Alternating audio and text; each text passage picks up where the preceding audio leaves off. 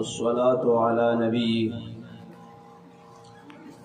أما بعد فأعوذ بالله من الشيطان الرجيم بسم الله الرحمن الرحيم قال الله تبارك وتعالى يا أيها المدثر قم فأنذر وربك فكبر وثيابك فطهر والرجز فاهجر. وقال النبي صلى الله عليه وسلم من يرد الله به خيرا يفقهه في الدين أو كما قال النبي صلى الله عليه وسلم إن الله وملائكته يصلون على النبي يا أيها الذين آمنوا صلوا عليه وسلموا تسليما. درود شريف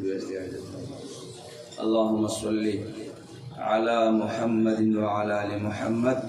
كما صليت على إبراهيم وعلى آل إبراهيم إنك حميد مجيد. اللهم بارك على محمد وعلى آل محمد كما باركت على إبراهيم وعلى آل إبراهيم إنك حميد مجيد. سپین گلونا عالمان مزکوی سپین گلونا عالمان مزکوی او پسینوں کے پاک قرآن مزکوی. سپین گلونا عالمان مزکوی او پسینوں کے پاک قرآن مزکوی. بیش قیمتا ملغلر ور سردی بیش قیمتا ملغلر ور سردی دا بے تختہ بادشاہان مزکوی. بیش قیمتا ملغلر ور سردی بیش قیمتا ملغلر ور سردی او دا بے تختہ بادشاہان مزکوی. نبوی تاج خدے دنیا کی دوی لور کو نبوی تاج خدے دنیا کی دوی لور کو داد خدیا دین ولیان مزکوی. نبوی تاج خدے دنیا کی دوی لور کو داد خدے دین ولیان مزکوی. او خپل صفت اللہ دا علم ور لور کو خپل صفت اللہ دا علم ور لور کو دا دا نور ملائکان مزکوی. خپل صفت اللہ دا علم ور لور کو دا دا نور ملائکان مزکوی. عزتنا عظمتنا اللہ ورکلو عزتنا عظمتنا اللہ ورکلو دا دا دین مضبوط سپایان مزکوی. عزتنا عظمتنا اللہ ورکلو دا دا دین مضبوط سپایان مزکوی. بے شمار عالمان دنیا کے شتدے بے شمار عالمان دنیا کے شتدے پدی واڑو کی قائد فضل الرحمن مزکوی. بے شمار عالمان دنیا کے شتدے بے شمار عالمان دنیا کے شتدے پدی واڑو کی قائد فضل الرحمن مزکوی. زما عزت مندو مسلمانان تکبیر خیر جمعیت حضرت مولانا فضل الرحمن صاحب مرد مومن مرد حق سمیع الحق سمیع الحق مرد مومن مرد حق اساتذہ جامعہ دارالعلوم حقانیہ مفتی شیر عالم صاحب مفتی شیر عالم صاحب سر بکب سر بلند سر بکب سر بلند. ویدما کنو لکویخ کنو چه مفتی صاحب کما خبر ہے تخواقی شفا بندی ماشاءاللہ سبحان اللہ. زما عزت مندو او دلتا راغلو مسلمانانو دین سرا او اہل دین سرا محبت کون کو او د جامعه دارالعلوم حقانیه اکوړه خټک د فوزلا ولا حوصله ورکوونکو څنګه چې مونږ او تاسو ته د خپل بچي جامعه دارالعلوم حقانیه کوړه خټک فاک راکړه فاک سپین پټکی ورته په سر کړ او سپینې کپړې ورته واچولې په ظاهر باندې ورته تاسو ګورئ چرته یو عیب او یو داغ به درته په نظر باندې نه راځي انشاءالله دغه شانه د جامعه دارالعلوم حقانیه کوړه خټک هغه کومو مشایخو او هغه کومو علماء کرامو او د انبیاء کرامو وارثانو چې دوی لکم تعلیم د حدیث ورکړی دی انشاءالله هغه هم دغه شانه پاک دي څنګه چې دوی پاک دي او څنګه چې د ظاهر ورله پاک کړی دی انشاءالله داسې ورله دننه باطن هم پاک کړی دی زما عزتمندو مسلمانانو ورونو مونږ او تاسو د آسمان نه شروع کو مونږ او تاسو د رب منان نه شروع کو او بیا مونږ او تاسو د قرآن نه شروع کو او بیا مونږ او تاسو د رسول الله نه شروع کو او بیا مونږ او تاسو د رسول الله د صحابو نه شروع کو او بیا مونږ او تاسو د رسول الله د مولد او د ولادت ځای مکه مکرمه د هغې نه شروع کو او بیا مونږ او تاسو د رسول الله د وفات وطن چې هغې ته مدینه منوره ویلی کېږي بیا موږ د هغې نه شروع کوو څنګه چې رب منان پاک دی دغه شانې د رب منان د قرآن پاک دی او څنګه چې قرآن پاک دی داسې رسول الله پاک دی او څنګه چې رسول الله پاک دی داسې د رسول الله صحابه کرام پاک دي او څنګه چې د رسول الله صحابه کرام پاک دي داسې د رسول الله بیبیانې او ازواج مطهرات پاک دي او دغه شانې د ازواج مطهراتو په شانه مکه مکرمه پاکه ده او څنګه چې مکه مکرمه پاکه ده داسې مدینه منوره پاکه ده او څنګه چې مدینه منوره پاکه ده او رسول الله پاک دی او قرآن پاک دی دغه شانه د صحابه کرامو نه وروستو د تابعینو جماعت پاک دی او څنګه چې د تابعینو جماعت پاک دی دغه شانه تبع تابعین پاک دي او څنګه چې تبع تابعین پاک دي او په هغوی باندې څه قسمه عیب د پاسه نشته څوک ورته ګوته نشي نیولی څوک ورته اشاره نشي کولی دغه شانه زمونږ استاسو دیوبند اول پاک دی او څنګه چې دیوبند اول پاک دی او حسین احمدی مدنی رحمه الله پاک دی او قاسم نانوتوی رحمه الله پاک دی او قاری طیب رحمه الله پاک دی داسې هغې موږ له پاک مولانا عبدالحق رحمه الله را کړی او څنګه چې مولانا عبدالحق رحمه الله پاک دی داسې د هغه جامعه دارالعلوم حقانیه اکوړه خټک پاکه ده او داسې د هغې مشایخ مولانا شیر علی شاه رحمه الله پاکو او داسې مولانا سمیع الحق رحمه الله پاکو او شیخ انوار الحق رحمه الله پاک دی او دغه رنګې دیر باباجي پاک دی مغفور الله باباجي پاک دی شیخ ادریس دی پاک دی چې دا ټول پاک دي نو ستاسو قوم صفات پاک فاضلان ورکړي دي انشاءالله څه قسمه داغ به په دې فاضلانو نه وي نعره تکبیر الله اکبر نعره تکبیر الله اکبر قلبك افسر بلند دیوبند دارالعلوم حقانیه زنده باد مفتی شیر عالم حقانی زنده باد نعره تکبیر الله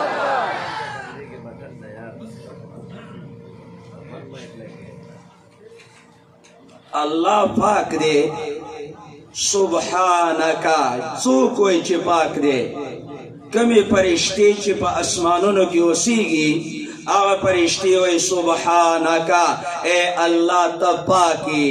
د هر یو عیب نه پاکي د هر یو نقصان نه پاکي وان من شیء الا یسبح او چې دا څومره کائنات دي، کدا ځمکه ده او کدا اسمانونه دي او کدا سیندونه دي او کدا ونې دي او کدا جمادات دي او کدا کائنات دي او که په اوبو کې مرغان دي او په اوبو کې میان دي او په هوا کې مرغان دي، هر یو شی څه وایي؟ رب کائنات په خپله فرمایي دا ټوله دنیا او دا اسمانونه او دا ځمکې او دا سمندرونه او دا غرونه او دا ونې او دا هواګانې او دا فضاګانې دا ټولې لګې دي چې زمونږ خالق او زمونږ مالک او زمونږ الله پاک دی، د هر قسم عیب نه پاک دی، چې دغه رب موږ ته د لوح محفوظ نه قرآن راکو او اسلام یې راکو او دین یې راکو. کوم قرآن چې رب دنیا ته راولېږو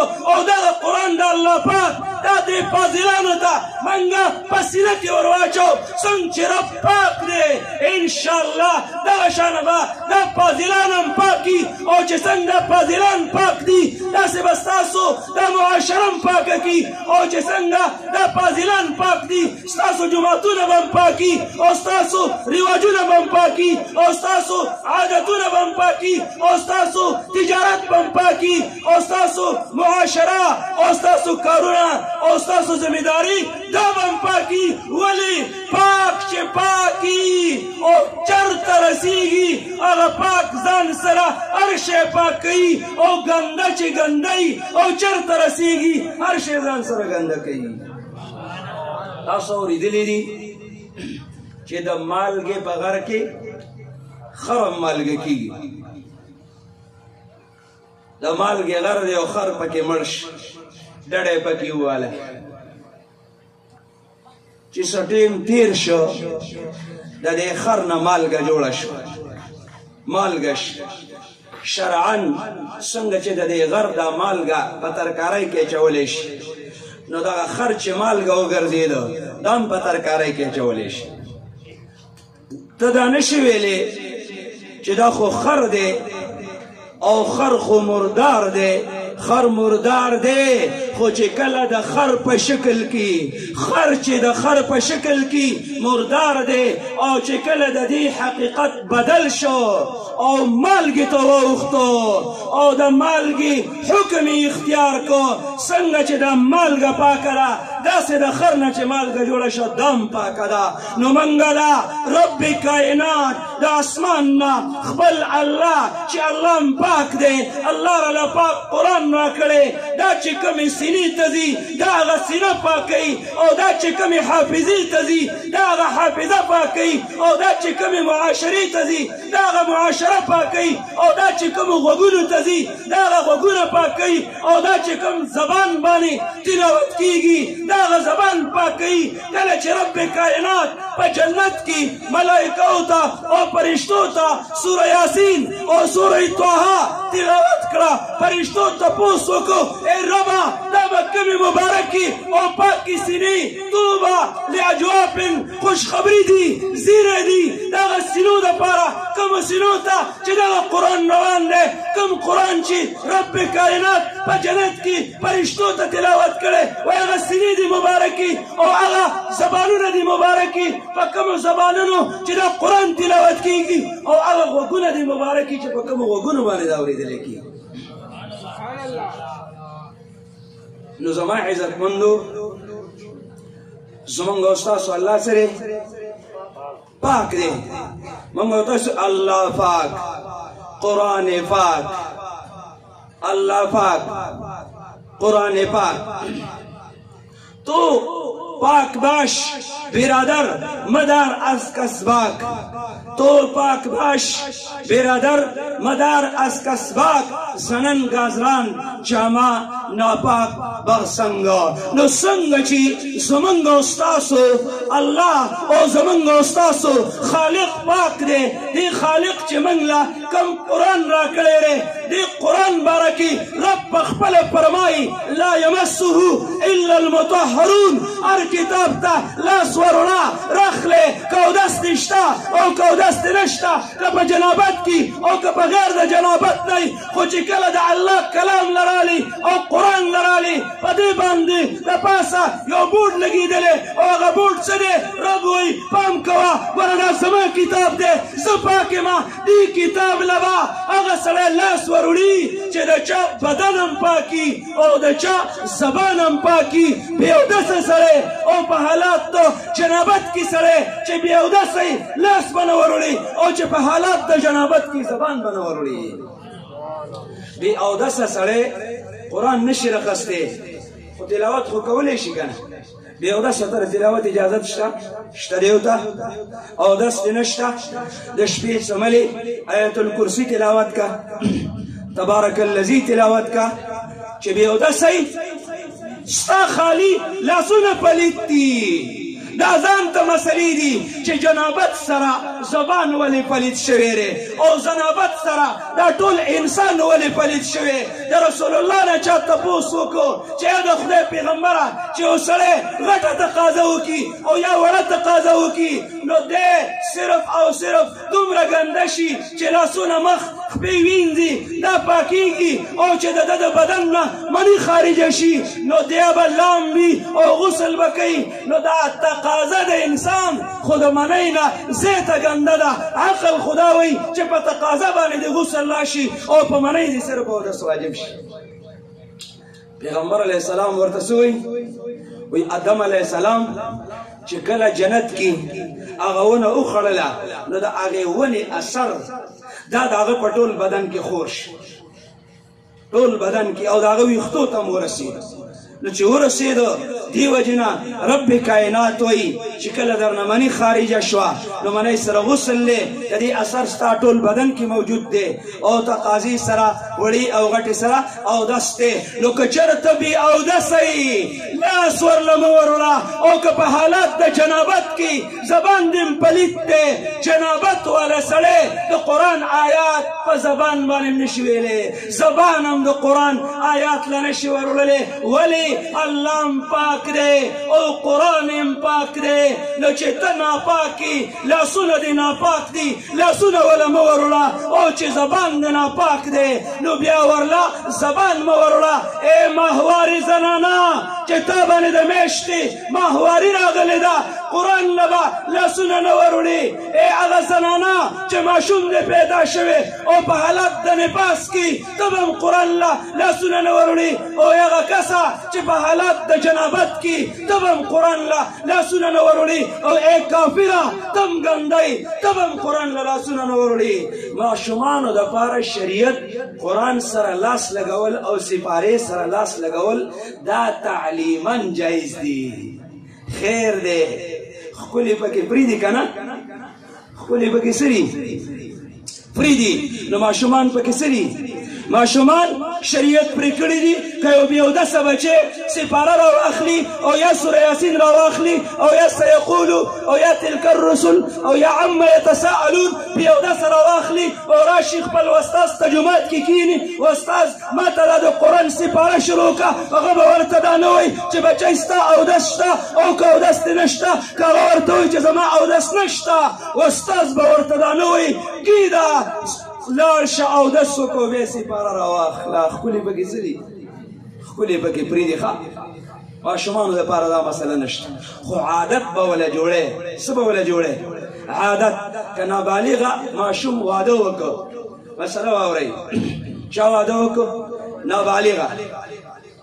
او ښځې سره شپه تېره کړه شریعت وایي دا به غسل کوي ولې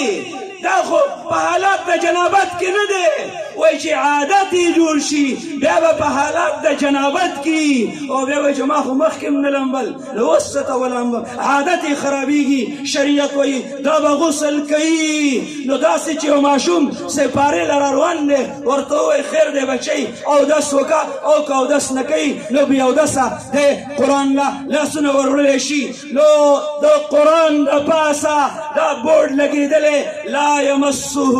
الا المطهرون قرآن له چې لاس وروړي اول ځان وګوره چې پاک یم او که پلیت یم نو الله پاک دی کم کتاب چې دی امت د رسول الله ته ورکړی دی دغه کتاب هم پاک دی او چې کم نبي دی دا کتاب او دا قرآن ورکړی هغه نبي هم پاک دی څنګه پاک دی نبي څنګه پاک دی کله چې الله پاک پیغمبر علیہ السلام پیدا کاو دا واورئ مولا علی قاری صاحب مرقات کې لیکلي دي وی رب کائنات جبریل علیہ السلام راولېږه لاړ شه جبریله مدینه منورې ته لاړ شه او په مدینه منوره کې د عایشې حجرې ته لاړ شه او د عایشې په حجره کې چې د رسول الله د دفن کوم ځای دی د هغې ځای نه یو موټی خاوره راواله جبریل راغی او دا خاورې د مدینې منورې نه او د عایشې د حجرې نه واخیستله او رب کائنات ته ورسوله رب ورته وایي اوس دا خاوره د تسلیم چینې په اوبو باندې لمده کا او خوشته کا او خټه دې جوړه کا نو هغې خاورې سره د تسلیم چینی اوبو جبریل علیه السلام ملګرې کړلې او اوس ورله د جنت په نهرونو کې غوپې ورکه او د هغې نه بعد رب کائنات د هغه خاورې نه د هغه خټې نه چې جبریل آسمان ته ویوړه او جنتونو ته ویوړه او د تسلیم چینی په اوبو باندې واخکله او بیا یې ورله په جنتي نهرونو کې غوپې ورکړې د هغې نه بعد د هغې خاورې نه محمد رسول الله پیدا شو نو پیغمبر علیہ السلام هم سره پیغمبر علیہ السلام هم پاک دی او دی پیغمبر ته چې الله پاک کم صحابه کرام ورکړي دي هغه صحابه کرام سری هغه صحابه کرام هغه پاک دي د دې صحابه کرامو د پاکي د عقیدې او د ایمان او د بدن او د نجاست او د صفایي او د طهارت او د نظافت چا بیانه کړې ده دا دې قرآن بیانه کړې ده کوم قرآن چې موږ او تاسو ته د اسمان نه راغلی رسول الله صلی الله علیه وسلم مدینې منورې ته روان دی قبا ته راورسېدو په قبا کې نبی علیه السلام یو څو ورځې تېرې کړلې د قرآن آیات نازل شو لمسجد أسس على التقوى من أول يوم أحق أن تقوم فيه رجال يحبون أن يتطهروا والله يحب المطهرين اے پیغمبره دا کوم جماعت کې چې ولاړې دا د تقوا او د ایمان او د پرهیزګارۍ په نیت باندې او د هغې په بنیاد باندې جوړ شوی دی خو په دې جماعت کې ستا شاګردان دي ستا صحابه کرام دي د هغوی پاکي ډېره خوښه ده او چې څوک پاکي خوښوي نو د الله پاکان ډېر خوښ دي الله دا اعلان پیغمبر علیہ السلام هغه صحابه کرام د هغې نه تپوس وکړه تاسو څه صفایي کوئ مونږ خو چې دفتر ته ځو او یا ملازمت ته ځو نو ګیره کله کو کلین شپ وکړو او ویښتان په یو طرف او په بل طرف باندې واړو او پالیش کړي بوټان په خپو کو او سپینې ویسرې شوي کپړې واچو مونږ خو پاکي دې ته وایي چې د چا په مخ باندې کوم د ګیري ویښتان دي او دا ملازمت ته او یا دفتر ته روانېږي او هغه لرې کړي او سر باندې تیل ولګې او بیا پکې منګزه ووې او ویسرې کړي کپړې او پالیش کړي بوټان واچې مونږ پاکي دې ته وایي رسول الله صلی الله علیه وسلم د صحابو نه تپوس وکړو ای صحابه کرامو څه صفایي کوئ رب کائنات د تاسو سره د اسمان نه د محبت اعلان کړی دی هغه صحابه کرام نبی علیہ السلام ته وایي موږ چې کله استنجا کوو تقاضا وکړو نو اول ځان کاڼي سره صفا کړو چا سره کاڼي سره او بیا دویم نمبر کې ځان اوبو سره صفا کړو د هغې صحابه کرامو څه تقاضا وه سعد رضی الله عنه وایي چې موږ د الله د دې دین لپاره د الله په لار کې د کیکرو دانې خوړلې دي او د کیکرو پاڼې هم خوړلې دي او چې کله به موږ هغه وخوړلې نو داسې پچې به م کولې څنګه چې ګډې پچې کوي موږ او تاسو خو دوه نیم سیره ډوډۍ خورو بې ادبي دي معافي یو سړی دومره تقاضا کوي چې اعتکاف د روژې ورته کېږي د لسو ورځو اخرۍ عشره د رمضان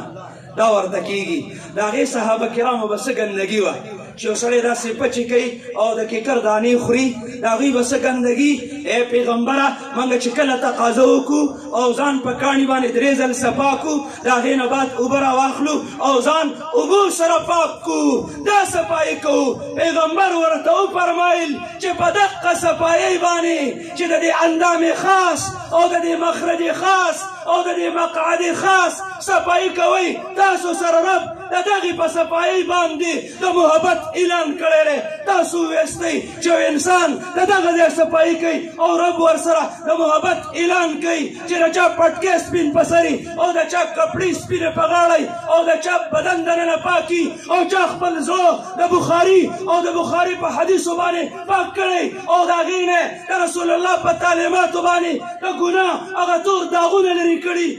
باطن یم پاکو او ظاهر یم پاکو چې د ظاهري صفایي والا سره د اسمان رب د محبت اعلان کوي نو د جامع دارالعلوم حقانیه دې فاضلانو سره چې ظاهر یم پاک دی او باطن یم پاک دی دې سره هم د الله د محبت اعلان نعرہ تکبیر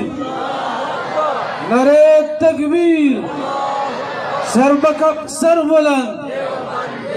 سر بکف سر بلند جامعہ دارالعلوم حقانیہ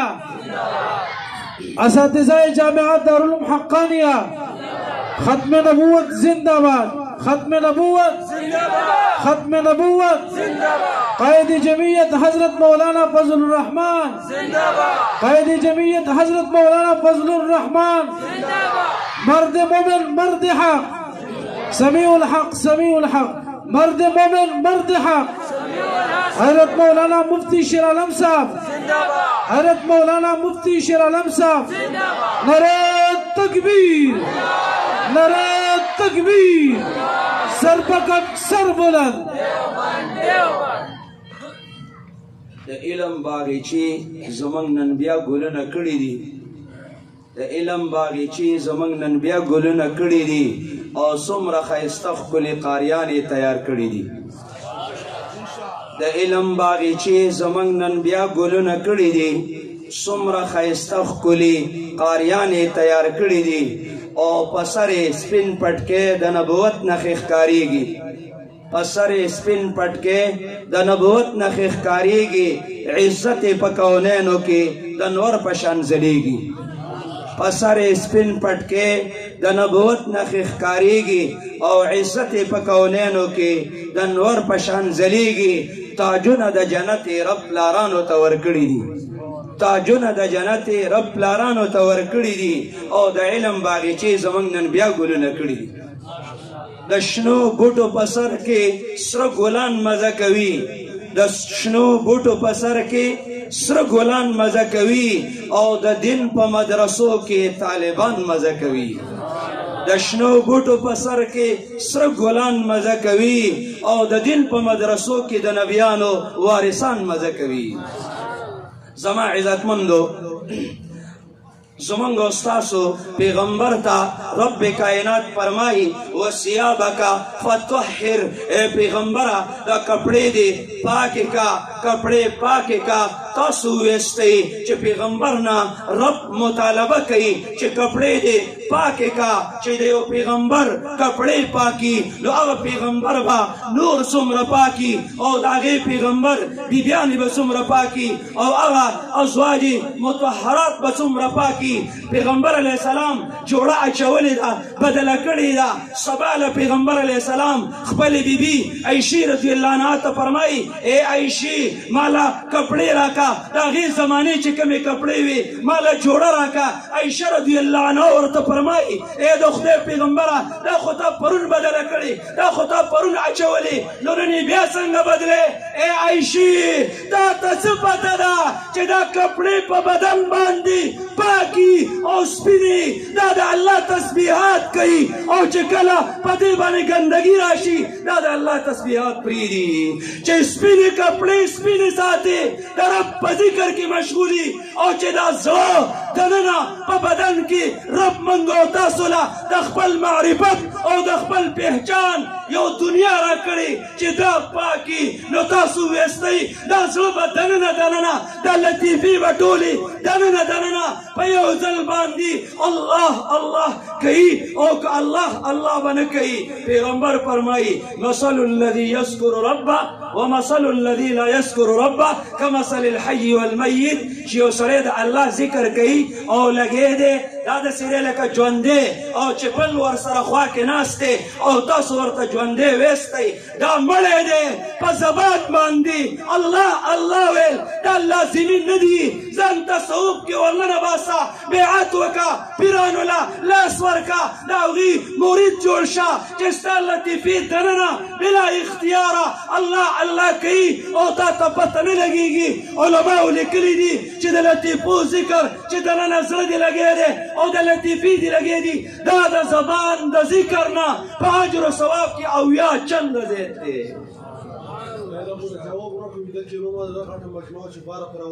نعرہ تکبیر نعرہ تکبیر نعرہ تکبیر سر بکف سر بلند سر بکف سر بلند نعرہ تکبیر څنګه چې الله پاک دی او قرآن پاک دی او پیغمبر پاک دی او د پیغمبر صحابه کرام پاک دی او د نبی علیہ السلام بیبیان پاک دی انما یرید الله لیذهب عنکم الرجس اهل البیت ویطهرکم تطهیرا تاسو الله پاکی الله پاکی کړی استی نو چې پیغمبرم پاک دی او الله پاک دی او قرآن پاک دی او صحابه کرام پاک دی او د نبی علیہ السلام بیبیان پاک دی زمونږ استاسو پیغمبر چې رب په کوم ښار مکه مکرمه کې پیدا کړی دی دغه مکه مکرمه پاکه را قرآن اعلان کړی دی یا ایها الذین آمنوا انما المشرکون نجس دا مشرکان نجس دي فلا يقربوا المسجد الحرام بعد عامهم هذا فكافرانو باندې پابندي ده بیت الله ته به نه راځي د حرم حدودو ته به نه راځي ولي الله پاک دی او دین پاک دی او قرآن پاک دی او نبی پاک دی مکه مکرمه او د حرم حدود پاک دي او دا کافران د عقیدې په لحاظ سره نجس دي دا نجسو عقایدو ولا خلقو دا بعد حرم حدود ته نه دننه کېږي نعرہ تکبیر نعرہ تکبیر حضرت مولانا مفتی رحیم داد صاحب حضرت مولانا مفتی رحیم داد صاحب سر بکف سر بلند سر بکف سر بلند ختم نبوت ختم نبوت عقیدہ حیات النبی عقیدہ حیات النبی اساتذہ جامعہ دارالعلوم حقانیہ ملګریو په خدمت کې دا درخواست دی زوی انتهایی کام دی لږ لږ مخکې شو ډېر په ادب باندې التماس دی د اجلا د سټیج د امیر د طرف نه چې هغه ملګري لږ لږ مخکې شو زوی انتهایی کام دی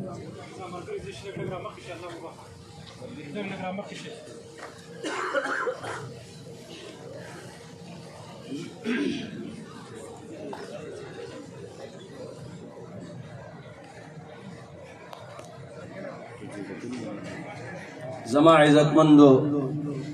علماء کرام نورم راغلی هغوی به هم تاسو ته بیانونه کوي اخرنۍ دو خبرې غور سره واورئ مکه مکرمه هغې باندې الله پاک د اسمان نه پابندي لګولې ده چې مشرکان کافران به د حرم حدودو ته دننه نه راځي دا تیر کال چې کوم حج شوی دی دې کې په خپله زما یو خاص ملګری چې هغه په مدینه منوره کې په صوفه کې اوسېږي 14 کاله وشو او په 40,000 ریاله باندې هغه ځان ته تصریح جوړه کړې وه د تیر حج کې ما ته وایي مفتي صاحب 1000 کسانو حج کړی دی او دا 990 یهودین او دا 3 پکې مسلمانان تیر کال چې کوم حج شوی دی نو د عرفات په حدودو کې او د عرفات په میدان کې چې د عرفې په ورځ باندې داسې رحمتونه د عرفات په میدان باندې ورېږي چې شیطان لګي او په خپل سر باندې ځان ته خاورې اچوي چې زما د ټول کال هغه محنت ضایع شو تیر کال د عرفات میدان د هغې رحمت نه او د هغې رحمت د نزول نه زمونږ او ستاسو د موجوده حکمرانانو د موجوده چال او کرونه په وجه باندې هغه د عرفات میدان د رب د رحمتونو نه د یهودو په وجه باندې محرومه ګرځولې او دا کال بیا منصوبه ده چې نه به په رمضان کې بیت الله وګورئ او نه به په حج کې بیت الله وګورئ د رب کائنات په دربار کې الله ته اوښکې توی کوي الله ته وجاړئ چې ربه په خپل کور باندې تا د عالمان او تا د طالبان او د مسلمانان او د عشاقو ولې بند کړي ربه موږ د خپلو جرمونو نه توبهګاري توبه وباسو الله من تا د رسول الله د روزه د سلامونو لپاره آزاده کړي او حرم شریفو د عاشقانو د طوافونو لپاره آزاد کړي. زما عزتمندو دریو کسانو پکې حج کړی و هغه هم ډېره اوږده واقعه ده چې هغه یې څنګه پریښي دي دا 3 زره یهودیانو. مدینه منوره هم پاکه ده. لئن لم ينتهي المنافقون والذين في قلوبهم مرض. الله پاک پیغمبر ته وایي چې مدینه منورې ته او ستا جوار ته به منافقان نه راځي کافران به نه راځي. ولې؟ زما کلام پاک دی زما ذات پاک دی زما پیغمبر پاک دی زما د پیغمبر مدینه منوره پاکه ده او دا کافران او دا منافقان نجس دي.